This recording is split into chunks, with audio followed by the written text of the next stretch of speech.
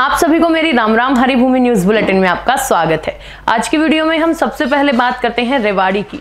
यहां महेंद्रगढ़ रोड पर शुक्रवार को भीषण सड़क हादसे में एक ही परिवार के 3 सदस्यों की मौके पर ही मौत हो गई। ये दुर्घटना नांगल मुंदी गांव के पास तब हुई जब रेवाड़ी से डहीना जा रही एक मोटरसाइकिल के सामने से आ रही एक कार से आमने सामने की जोरदार टक्कर हो गई। हादसा इतना भयानक था कि बाइक बुरी तरह क्षतिग्रस्त हो गई और बाइक पर सवार तीनों लोगों ने घटनास्थल पर ही दम तोड़ दिया।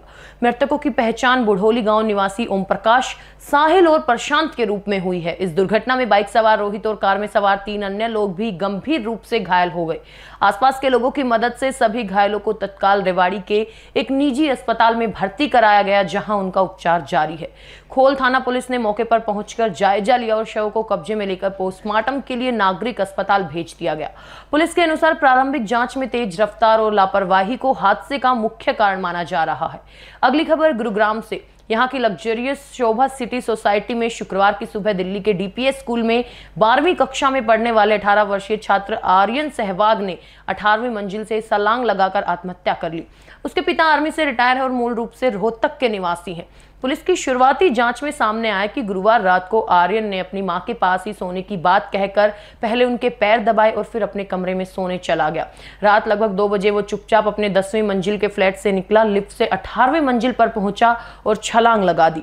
आर्यन ने नीचे फर्श पर सिर के बल गिरने से मौके पर ही दम तोड़ दिया। सिक्योरिटी स्टाफ ने सबसे पहले शव देखा और पुलिस को सूचना दी। प्राथमिक जानकारी के अनुसार आर्यन अपनी प्री बोर्ड परीक्षा का एक पेपर ना दे पाने के कारण मानसिक रूप से परेशान था। हालांकि उसके परिवार ने उसे डांटा नहीं था। अब बात करते हैं रोहतक की। यहाँ शुक्रवार सुबह पुलिस और बदमाशों के बीच हुई मुठभेड़ के बाद एक बड़ी आपराधिक साजिश को नाकाम कर दिया गया। पुलिस की CIA 1 टीम को सूचना मिली थी कि जसिया धामड़ रोड पर कुछ युवक किसी बड़ी वारदात को अंजाम देने की फिराक में हैं।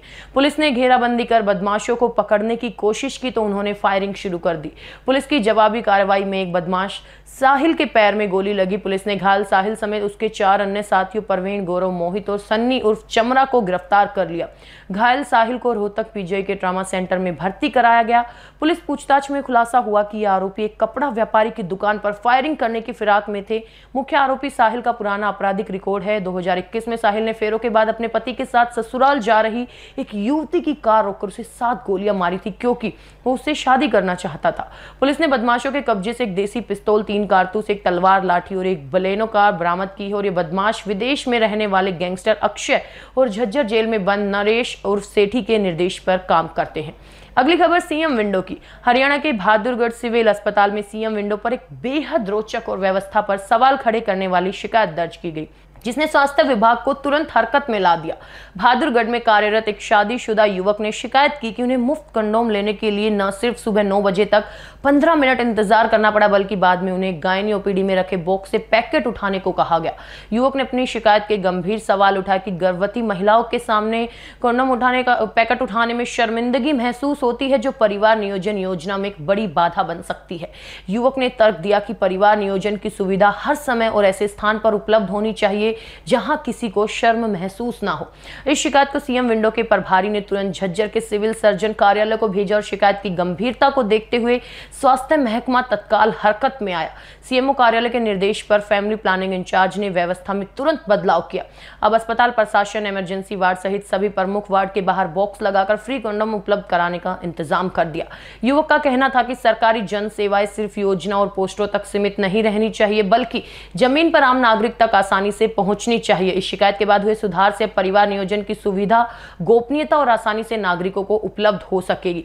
अंत में बात करते हैं हरियाणा के वरिष्ठ IPS अधिकारी वाई पूर्ण कुमार आत्महत्या मामले की। जांच CBI को सौंपने की मांग को लेकर पंजाब एवं हरियाणा हाईकोर्ट में आज सुनवाई हुई। मुख्य न्यायाधीश शील नागू और जस्टिस संजीव बेरी की पीठ ने याचिकाकर्ता नवनीत कुमार की ओर से समय मांगे जाने के बाद सुनवाई स्थगित कर दी। याचिकाकर्ता ने तर्क दिया कि एक वरिष्ठ अधिकारी का सुसाइड करना और सुसाइड नोट में DGP समेत 15 अधिकारियों पर प्रताड़ना के गंभीर आरोप लगाना असाधारण परिस्थितियां हैं, इसलिए मामले की जांच CBI से कराई जाए ताकि न्याय संस्थागत पूर्वाग्रह से मुक्त हो सके। कोर्ट ने पिछली सुनवाई में याचिकाकर्ता से पूछा था कि सुप्रीम कोर्ट के दिशा निर्देशों के तहत किन असाधारण परिस्थितियों में SIT की जांच CBI को सौंपी जा सकती है। इस बीच मृतक IPS अधिकारी की पत्नी और वरिष्ठ IAS अधिकारी अमनीत P कुमार ने भी हाईकोर्ट में एक अर्जी दायर की। उन्होंने SIT से अपने पति के जब्त किए गए 2 मोबाइल फोन और एक लैपटॉप को वापस करने की मांग की।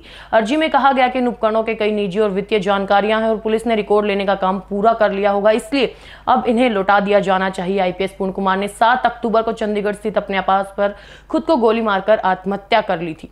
हरियाणा की ऐसी ही मुख्य खबरों से जुड़े रहने के लिए हमारे चैनल पर बने रहिए। वीडियो अगर पसंद आया तो उसे लाइक करें, शेयर करें, सब्सक्राइब करें। खबर को अगर विस्तार से जानना है तो हरिभूमि अखबार पढ़ें या फिर हरिभूमि वेबसाइट पर जाएं।